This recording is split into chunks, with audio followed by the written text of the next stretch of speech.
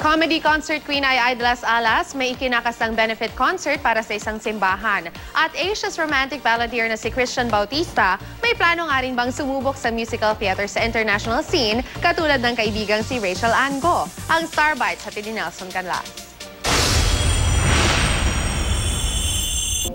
Very thankful ang Asia's romantic balladeer na si Christian Bautista dahil bukod sa mga Pinoy, marami ring humahanga sa kanya ng mga Indonesian. Katunayan, sinundan pa siya ng ilang Indonesian fans nang mag-concert sila para sa GMA Pinoy TV sa Amerika nitong Mayo. Looking forward nga raw siyang makabalik sa Indonesia. Masaya kasi hindi sila nakalimot. Ang tagal ko na rin hindi nakapunta doon because of this soap, 3 months, no? Pero hopefully someday makabalik ulit. Believe naman si Christian sa itinatakbo ng career ng kanyang kaibigan at ex-girlfriend na si Rachel Ann Go bilang pantin sa musical na Les Miserables.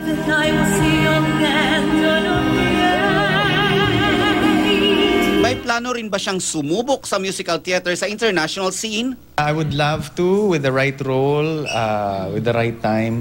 Mas maganda kung if it's meant for you talaga. The Philippines is world-class already. They go here. Yes. So, hintayin na lang natin. Bukod sa pagiging comedy concert queen, bukas pala din sa pagtulong si Ay de las Alas.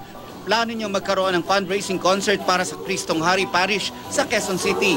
Ito raw ang kanyang paraan para ibalik lahat ng blessings na natanggap niya.